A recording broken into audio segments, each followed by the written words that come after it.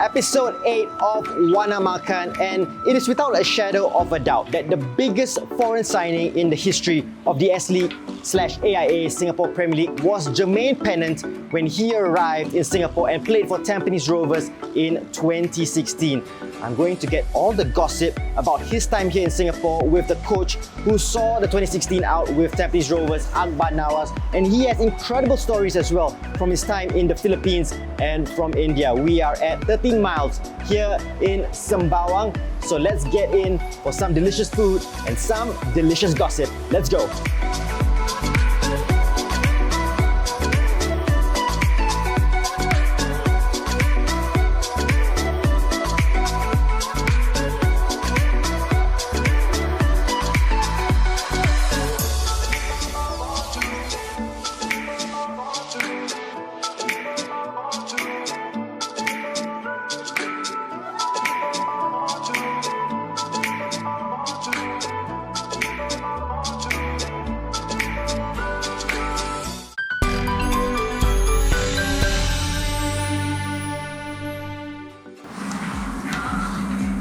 Alright, it is none other than Akbar Nawas. Nice to meet you. Nice to meet you, bro. Nice to see you again. Yes, same here. Wow, it's been a while since I've seen you. Yeah. And we have plenty to get through. But let's start off with, why are you back in Singapore? The last I heard, you were in Chennai City doing great stuff in Indian football. And then social media, I was watching it over the past couple of days and it says you've mutually terminated your contract. Why? Well, I've mutually parted ways with my ex-club, Chennai City FC. The reason being is that I've discussed with the owners, and I think it's the right time that we move on. He moves on, the club moves on, I move on during this tough period, and that's why I'm back. As everyone knows, I was already back in Singapore by the end of May, and I was actually in Singapore from the end of May till now. And there were a lot of discussions back and forth whether should I continue with the club and not. But I think it was in the best of both interests that we parted ways. How was the lockdown period in India when you were there? Because we know how it was in Singapore with the circuit breaker, but was it much tougher where you were? I would say much tougher in a way that I was actually locked down in my own condominium. I stayed in Coimbatore. And actually it was one of the management rules that we could only go out of the condo 1 week twice. Okay. And that 2 times a week was actually for us to buy the necessities, the basic necessities like your groceries or what have you for your home. Yeah. And I remember at that point of time when I first went out to buy things for myself, to cook for myself, I couldn't have, there wasn't even oil was out of stock, eggs was out of stock, my favorite nuts was out of stock. Chocolates was also out of stock, those kind of things that you snack at night. Yeah. And most of the things were out of stock, so I ended up buying vegetables and potatoes and tomatoes and what have you. Yeah. And I started to cook whatever I had, and if I'm not wrong, during that month I did actually slim down. Really? Now I put on more weight. I know you're a real foodie, and we'll get into the whole Chennai City experience a bit later on. But what was the process like during lockdown when there weren't any flights? How did you get back to Singapore? Well, I had the Singapore embassy also to thank for, along with the Indian embassy. As you know, for any foreigners overseas, the embassy would keep very closely in touch on how can they get back their own Singaporeans back to Singapore. Yeah. So we were trying to see whether there are any international flights that actually is catered for Singaporeans in India to get back to Singapore. I missed the flight, the very first one, which they catered initially in April, which I couldn't get onto because I still had some dealings with the club. We are not sure whether the league was going to go on or not. Okay. And then when I finally knew that the league was going to get cancelled, that's when I started negotiating. I started talking with the embassy, and fortunately, India was actually trying to get back their citizens from Singapore, Indian citizens from Singapore back to India. So I hopped on one of the flights that's actually taking them back up on in India to go back to Singapore. And I took a 10-hour drive from Coimbatore to actually Bengaluru. 7 to 8 hours, but all in it's about 10 hours. Yeah. And I went to Bengaluru airport the next morning, took a flight and came back home. Fantastic. All right, well, good start to this interview. Very interesting. So miles 13, what do we have here? What did you order as I was coming in? Well, normally I like to come here with my family. My son visits here a lot. Apart from the pasta that my son will be always order, the tom yum pasta. Yes. These are the dishes that we normally would order as a three-style fish, they call it. Yeah. In Malay. Tiga rasa. Ikan tiga rasa. Yes. Then the kangkung belacan, the tom yum, and this salted chicken Yeah. is actually one of their main items where most of the people would love to order. Yeah, so you frequent this place whenever you can, whenever you're in Singapore.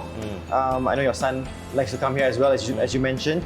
But let's start off with the big topic. So when I reached out to you and you said, yeah, you're willing to come on for the show, people just want to know, Jermaine Pennant. When he came to Singapore in 2016, there was fanfare. Everyone was going crazy about his arrival. And then it didn't really work out for him at the end of the day. For yourself, how was it like coaching a star player that played for Liverpool, that played for Arsenal, played in the English Premier League that we watch every single week, and then now you're coaching him? Champions League final too. Yeah. Exactly.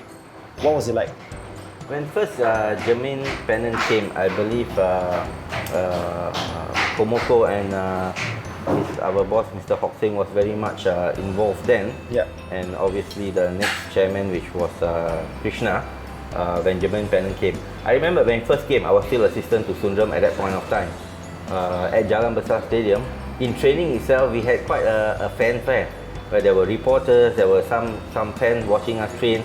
A little bit different from when you were normally training. Correct. And there wasn't much atmosphere to it. Yeah. So when Jermaine Pennant came for the first training and the trainings thereafter, there was some kind of atmosphere which we hadn't seen in Singapore football for quite a while. Yeah. So that was my first brush with Pennant when he came when I was still assistant to Sundram. And I remember the first friendly match. I think he played against a JDT side. JDT 2 was it? Or Yes. maybe the main JDT side. And there were fans coming for a friendly match, unheard of in Singapore football. How did it rub off on the other players in the squad? Actually, it was supposed to be a match with JDT too, but in the end it couldn't make it. We had to play Hougang. Okay. So during that match, everybody was expecting Pennant to start off. Yeah. But then back then Sundram did not start him off. But there was, I think, maybe 2,000, 3,000 fans to just come watch a friendly game. Yeah. They're all expecting Pennant to show up and play. He did in the second half. And when he played, well, of course, for a friendly game, to have that crowd for them to watch us was a different feeling. It was definitely something that we experienced very well. So in May of 2016, Sundram got the main national team job. Yes. It was a decent start, I would say, for Tampines Rovers that season. But when you took over, did you see a different side of him? Yeah, like I mentioned, I had the liberty of taking Pennant during Sundram's tenure for a good 6 months, training with the team with not only Pennant as an international star, there was full of internationals, maybe 14 to 18 of them in the Tampines team right from the start. So that helped me to have a good transition when I took over as a coach in terms of having a star player in my team. So that experience helped me to actually manage him as well. But obviously for Pennant, everybody knows what he's like off the field. Everybody has seen his history, what happened to him when he went to Spain and how he left his famous car at the train station, if I'm not wrong. Yeah. So for me, he has been very exemplary in training. He gives his best in training almost every day. He doesn't let his standard drop. Of the foreigners I've seen, of course, when I was playing, we had many good foreigners back then as well. But one thing about Jermaine, in training, he doesn't allow himself to drop his standard. So he maintains a certain standard where he will display in training, which I have learned from it as a coach, coaching him. And it was really nice to see that you have such a level of player with such professionalism on the pitch. I like how you say on the pitch. I'm going to get onto off the pitch. I'm kind of engrossed with the whole story, but there is food on the table, so make sure we tuck in. And yeah, go for it and enjoy it. I know this is my first time. I know you've been here plenty of times, so if for someone like you, I know a real foodie to come to a particular place over and over again, I'm pretty sure the standard must be really, really good. Yeah, you can try. It's Yeah. really nice.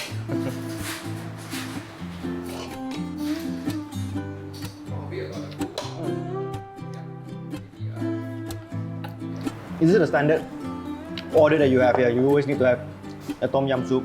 You need to have your fish. I know you were eyeing that fish for a long time. Yeah. Right? Yeah. I mean, this fish, especially tiga rasa, is very. I mean, you will definitely taste the three different flavors when you eat this fish. And over here, they make the sambal so nice that you just can't stop eating. It's like eating chips. Once you start, you can't stop. So I particularly love that about this fish here.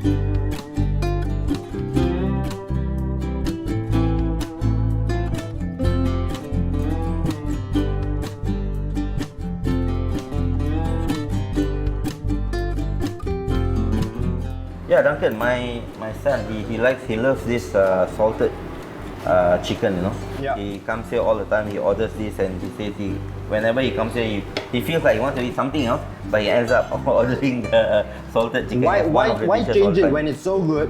When you don't go for something else, you just go to You just keep on taking it, huh? Salted egg is like all the craze now, right? Yes, yes, everything yes. is salted egg, but it's fantastic. I'm enjoying it so far. Good choices in picking out. I left it to you to just pick out all the dishes here, but it's Because these are the main dishes that a lot of people come here and eat. And for myself personally, the tom yum soup has nice grace, taste and texture to it, along with the kangkong vegetable. And like I've mentioned, the fish, the sambal one, you just taste it, you just keep on eating it. How big a foodie are you? I love to cook. Everybody knows I'm a coach who loves to cook. Most of my players know, most of the officials know, most of the coaches in the industry knows I love to cook. I cook myself whenever I'm overseas. I do cook. Right now, in fact, actually I do have an online cooking where I only cook for Sundays. It's called tahu telur and tahu burger. Oh, really? Yes. I have it on the Instagram, but I only deliver on Sundays. I prepare maybe on a Saturday or Friday, the chili and everything. Then on a Sunday, I will just dish it out to whoever orders online. Oh, that's very interesting. So, what's the name of this new venture of yours? It's called Tas Home Cooks. When I came back in end of May, as you know, during the COVID period, football is at a standstill. Yeah. And since I love cooking, I thought, why not I just get myself certified, get a food hygiene course, online, and then I did that. I got the certificate, and I wanted to do something a little different, which is online than what everybody does. So I started this tahu telur, which is an Indonesian dish, and tahu burger is quite famous everywhere. So I add that inside and it becomes a combo, which I dish out on the weekends. Oh, fantastic. I'm here to see. I want to see you dig into it. It scares me. The fish scares me. So I want you to dig in and get it started. Okay, come. Let's Just try. go whack. Just whack. Just go in. This, you should try the sambal. It's really Yeah. nice. Have everything together. Yeah. The worry about fish for me is the bones. It's like you're always worried about like there'll be bones in. Yeah. But I think this fish don't have much bones in it, and since they have deep fried it, I think the bones are manageable. But The bones having are said that, you edible. still got to be careful. Huh? Yeah. Hi, Melvin. How are you? How's everything? Melvin, thanks so much for allowing us to be here for this interview. These are the classics of the restaurant, or what is the restaurant known for? Actually, our restaurant is here is known for our salted egg chicken, salted egg fish, and our seafood. Okay, so we have everything here. But so what you have? I see you have like Thai, you have like Malay, and you have Western. So Western. there's something for everyone here. Yeah. Oh, cool. Just fusion cafe like that. Fusion. I love it, and it must be good to have him coming around every so often. And Yeah, I mean, I love this place. Not only myself, my family comes here too. My son and his girlfriend visits here often enough. They sometimes take simple dishes like the spaghetti tom yum, Yes. which is quite famous also. Okay. And obviously the shell out. Yes. Where you just put a drape around the table, Yeah. and they just put all the seafood there, and you have the rice, and you just dig into it. That's one of their famous items, which if you come over the weekends, everybody will be having a shell out almost on every table. it's messy, but it's fantastic, isn't it? fantastic and nice. Melvin, thank you so much. Thank you so much. thank you. The fish is fantastic. Thank you so much. Okay, Akbar. So let's get back into the Jermaine Pennant story. Sure. Okay, you spoke about his influence on the pitch being exemplary. That's what you said. How about off it? So he's come from a culture where he's played for top clubs, played in big matches. He has his view of how football should be played, and you, on the other hand, are a coach trying to impart your own ideas. Were there any heated disagreements between the both of you? The thing is, it was a quick transition. Like I said, since I was there for the first 6 months as an assistant coach, I was actually with the team together with Sundram. Of course, Sundram calls the shot. Sundram does everything as what you would have as a head coach. But I had a lot of interactions with them, and as you know, Sundram's style of play is more measured, more structured, where I guess he would let the instead of taking the game to the opponent, he would like to make sure the opponents calm his seats and then he tries to counter. I mean, that's the style of football which no one should berate him or criticize on that, because every coach has his own style. Yeah. So as for me, I'm totally the opposite, and I think because of the attacking approach, it connects well with Pennant, his style of play, and with most of the players in the team like Webb and all the internationals, the Singapore internationals that we had in the team at that point of time. Okay. So it was an easy transition for me in terms of the style of play. And then now comes the question of Jermaine Pennant has been with almost all the top coaches.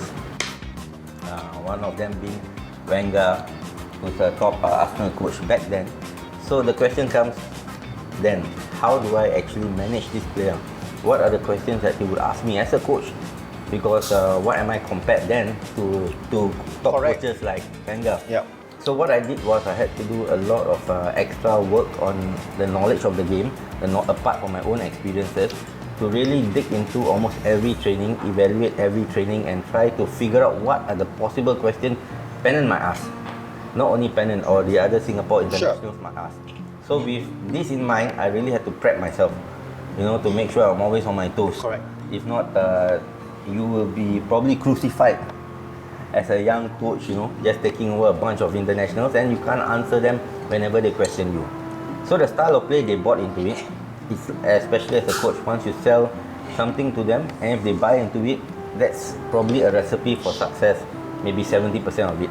Then the other 30%, you just have to coach them, teach them, and then take it like as though if Messi was in my team, I still have to improve him. So if Pennant is in my team, I still have to improve his level. If his level is level 10, maybe I have to improve to 10.1. So that was how I approached this Tampines team. Okay. And when you took over, it was alright. The results were going great. I think you went on a long 10-win run. 10-win run. And then it kind of fell away towards the end of the season for one reason or another. But the big talking point at the end of the season was the Singapore Cup final against the Albirex Niigata, Jalan Besar Stadium. Chance for Tampines Rovers to win a trophy. You didn't win the league. Albirex Niigata were dominating football during that period in Singapore. Met them in the final. A chance to end the season on a high, a troubled season on a high. Jermaine Pennant is on the bench. Why, Akbar? Why? Well, I think I got crucified from the British press, if I'm not wrong. He played in the Champions League Cup final. And he couldn't even make it in the Singapore Cup final. He played in the FA Cup final. And who is this Singaporean coach, Who is he to put him on the bench in the Singapore Cup final? Yep. So that was the question everybody asked in the aftermath of that game, especially we lost 2-0. Correct. I mean, if we win, I'll be the hero of the town. Oh, good coach, brave coach, putting Pennant on the bench and they won the game. But we lost, so there was a lot of criticisms on me. But the thing is, I see players in training, and it is the coaches who view the players in training, how they train. It is whether is he sharp enough, or whether is he able to get onto the cup final at a certain intensity that you like him to. As opposed, because I got so many internationals. If I didn't have that much internationals in the team, then it's easy for me to play him. But at that point of time, I had Shahdan. I was either Shahdan to play or Pennant to play. But I wanted Shahdan to play because he was playing in the couple of, although he came back from injury. And so I took a very calculated decision to actually rest Pennant and put Shahdan to play, although it was a cup final. Because that was what I saw him in training, and that was the decision I made, although I got crucified for it. You did say though that during training he was always top notch, always giving his best. So what do you mean? Why that decision that you decided to leave him out? Because you just see that maybe his mind wasn't at the club anymore, or that? Because it was a very troubled period at that point of time, and everybody knows we had a pay cut, a massive pay cut where I forgot what was the amount, what percentage was it, and that took a toll on the team in terms of the mindset.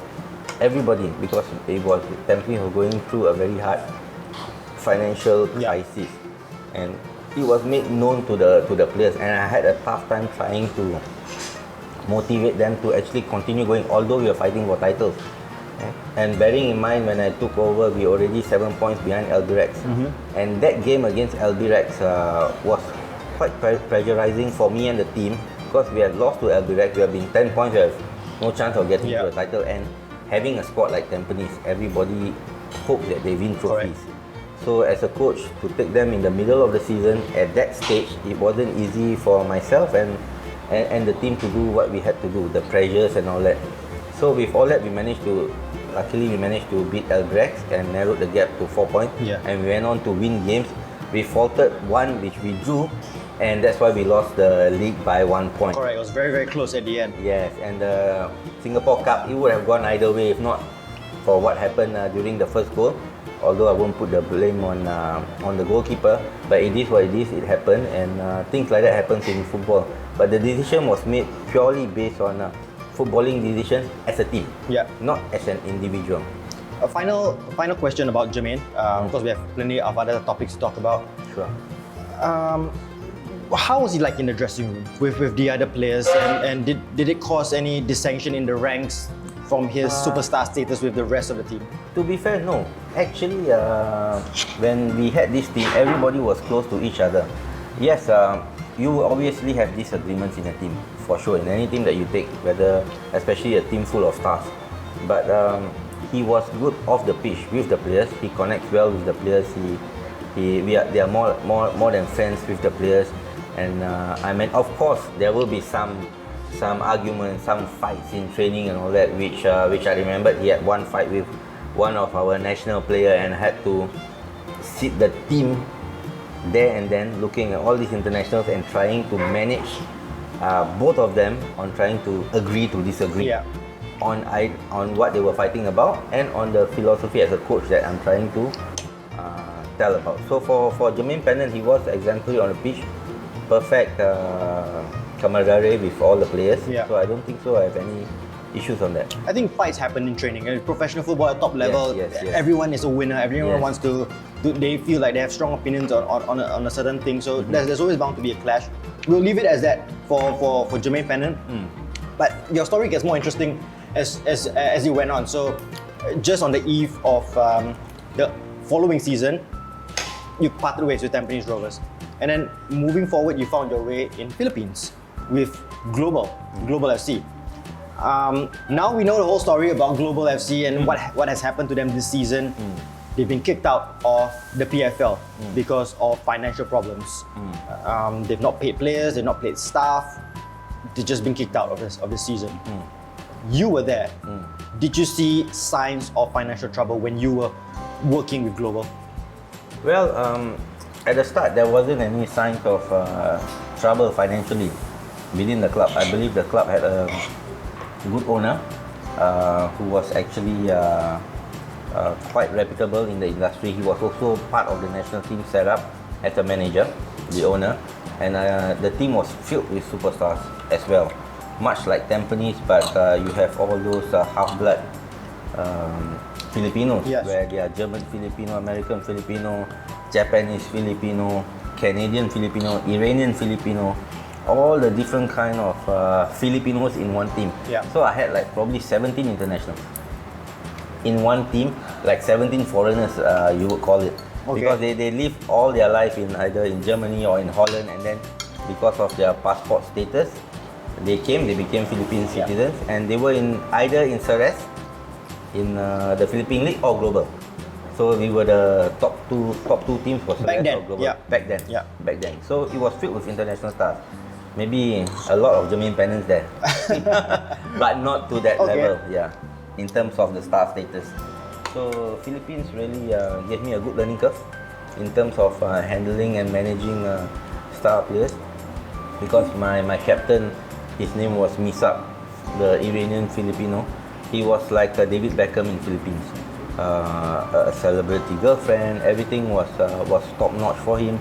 And there's so many other players who are all internationals with that star quality. And every one of them had actually one style of play that they would love to have in terms of football. As you know, football is so subjective. You can go A, you can go B, and everyone, the Japanese guy will say, oh, actually in Japan we do this way. The Dutch guy, okay, I was in Ajax, we did this way. And the German, I was in Munich, we did this way.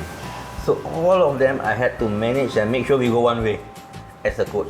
So it was a good learning curve for me back then. Have you needed to master the art of man management throughout your career? For sure.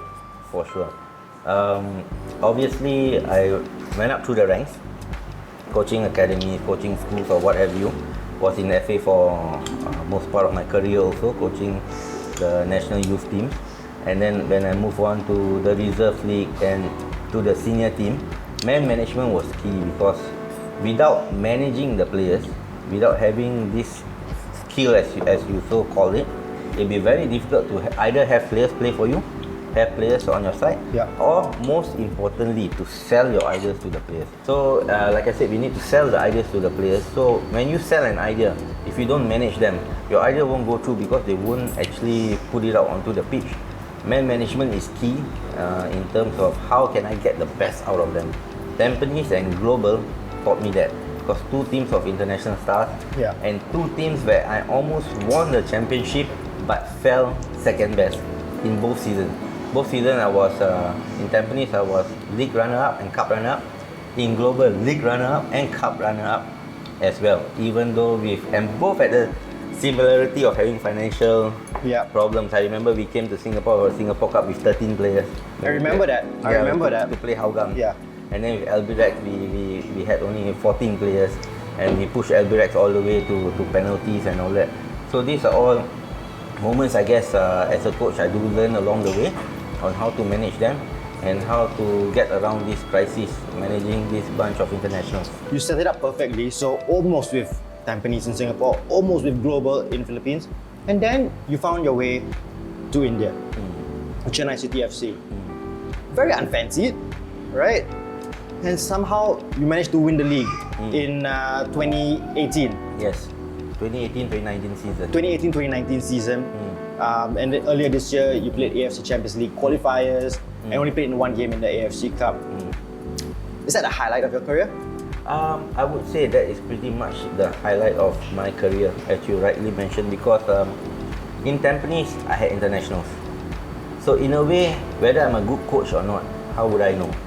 Because the players probably have experience to win the game for you. In Global, I also had internationals. You would know how good are you as a coach tactically, because the players are experienced enough to win you games. You have match winners. You have match winners there. Match winners, exactly. That's a right word. I have match winners in these two teams, and of course, my experience curve was man management in these two teams. But in Chennai City, it's like I took a team where none of the players was actually playing senior team football. They were all state players, and they didn't have experience playing senior team. Of course, when I first went there, I had to get them out of relegation, the last 3 games. Thank God, we managed to get out of the relegation battle. And the next season, we had to start the team from scratch.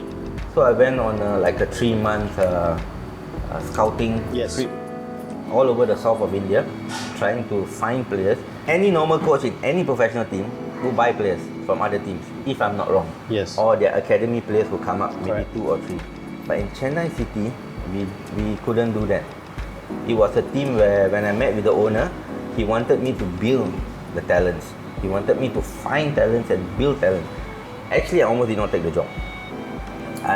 When I met there was this agent called Brian, who wanted who had this connection with this Chennai City owner.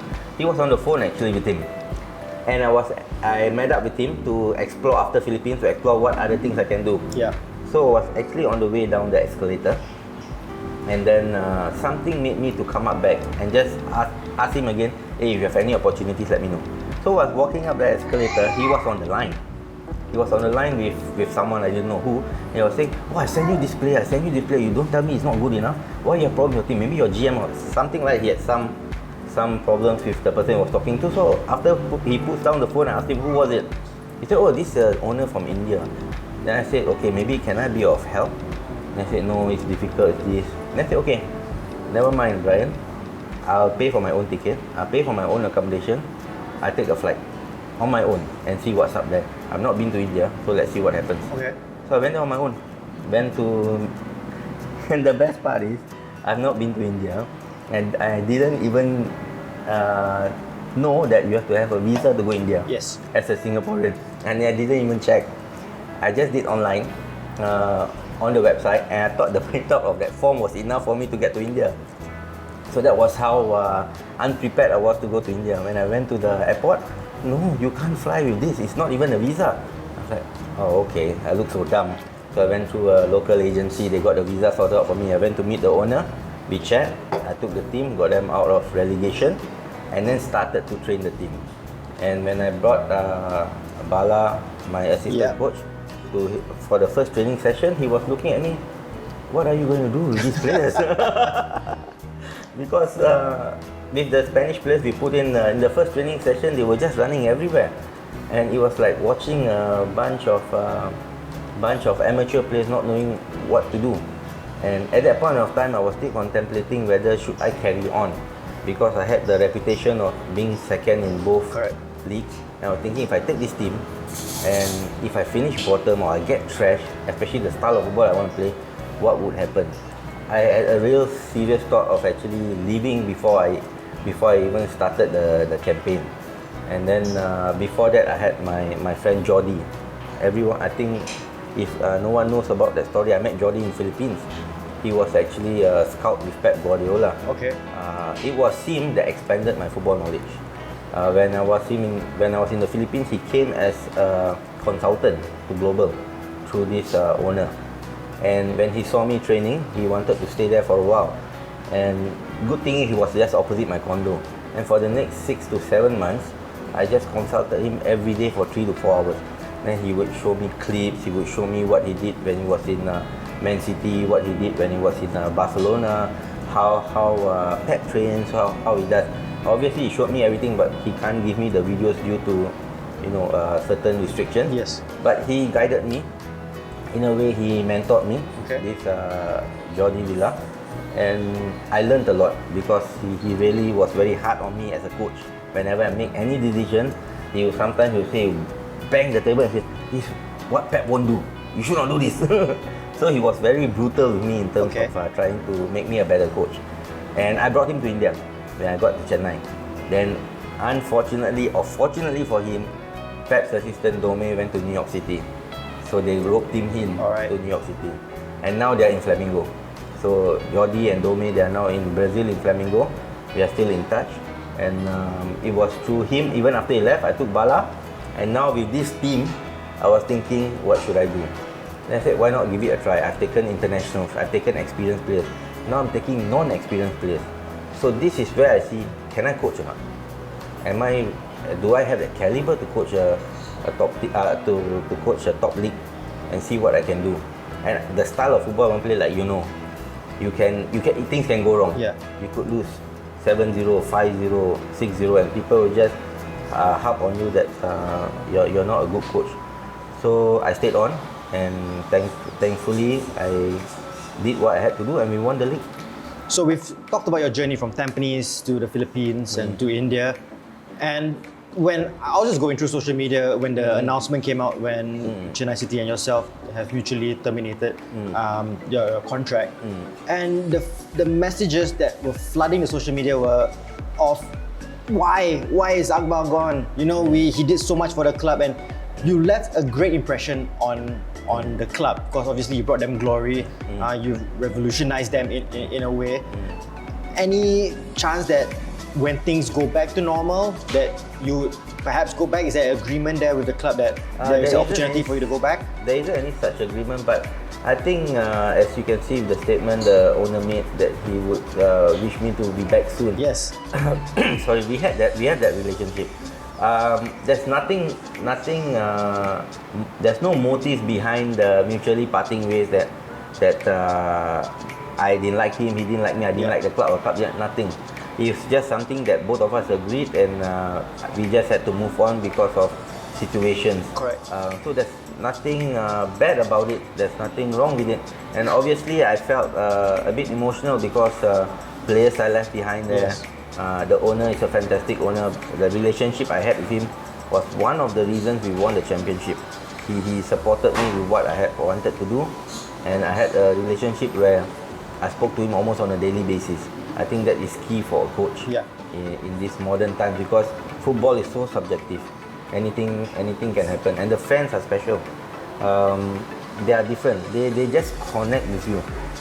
When we won the championship that year, they were so appreciative. They just held you high up. They just think that you did really something for the way we played, with the way we revolutionized football in Chennai City. And I remember during the second season when all our stars left, all being sold, we had to find new team and all that. And we lost one game. And then when I was on my way out, the fan club, so-called the head of the fan club, said, "Hey coach, how are you?" Then I just apologized, "I'm sorry we didn't win today." But his answer was, "No coach, you gave us something last year. We already appreciate you, so don't worry about this year." That's fantastic. So that was, I've never heard of a fan talk like this before. Because as a coach, you are only as good as your last game. Or as a player, you're only as good as your last game. So for them to remember what I did is something I've never experienced. It's very difficult for someone, even for anyone, to remember what you did. But in Chennai City, they are like that. The owners, the officials, even the owner's family, the people behind, everybody in that city really appreciate what we did for Chennai City Football Club during that championship winning season, because nobody expected us to probably win a game or two and to dominate the season with the way we played, with the goals that we put in, was an amazing experience. And of course, scouting the Spanish. I was in Spain for a whole month with Jordi to scout the players, and they played a big part as well. I think it all came into place for you that season. Almost exclusively talking about football. Food, of course, is the part of the conversation on this particular show.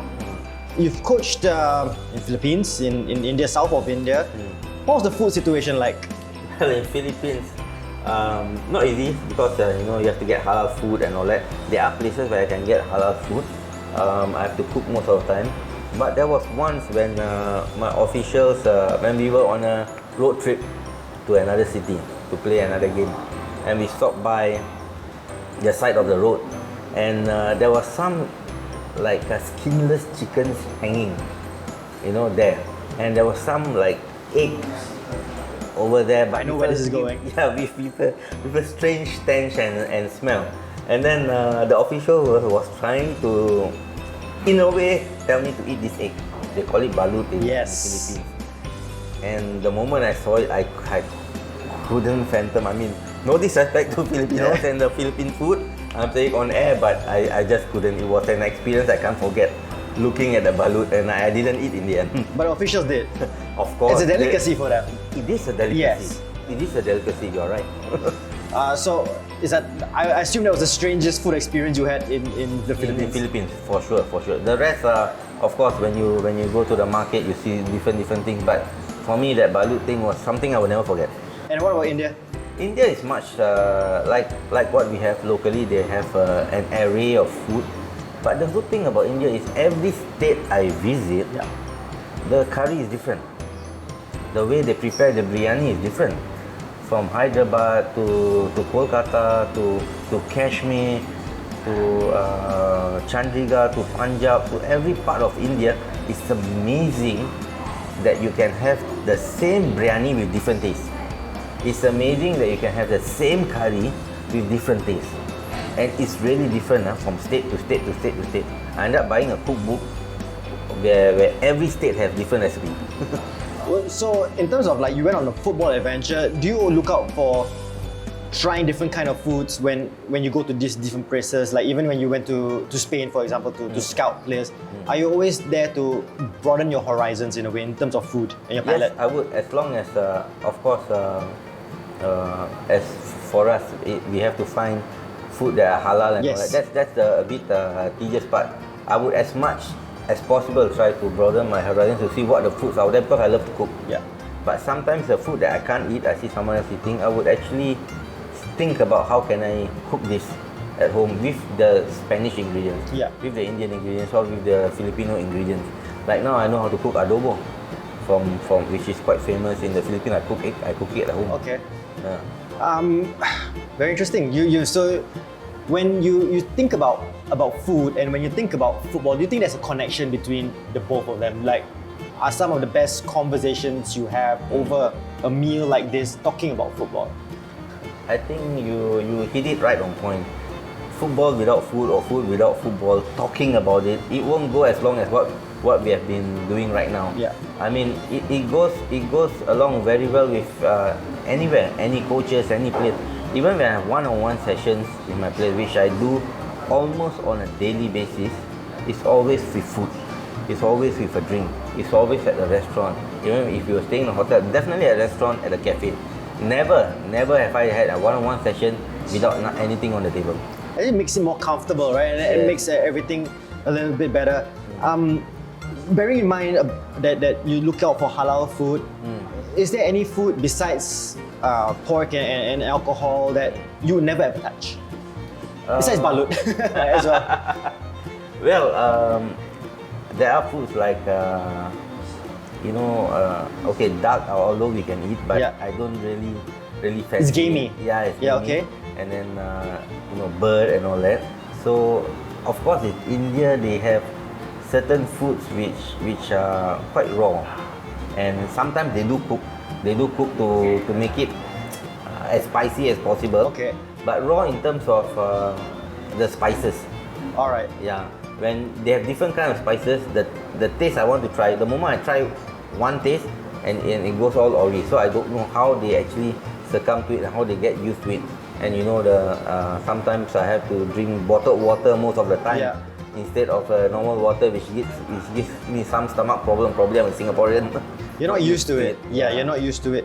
You talk about food and football. If you could choose 3 people to join you for a chit-chat session to talk about football, who would these 3 individuals be? It could be anyone, dead or alive, past or present.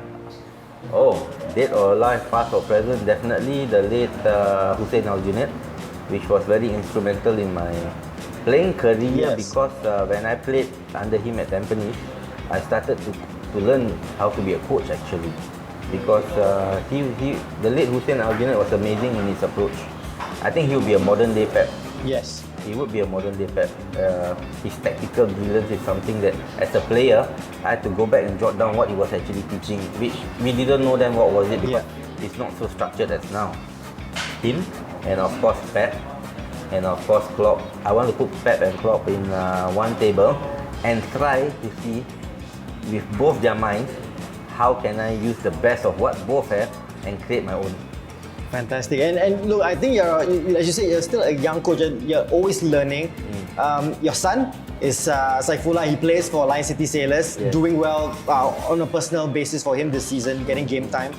Is it hard for you to be a dad rather than be a coach when he is playing? Yes, it is, because you have to wear at least maybe 3 hats, I guess. A friend, Okay. a dad, and a coach whenever he plays. Or I think I did coach him when he was in the national under 14s, under 15, he, Iksan and all that.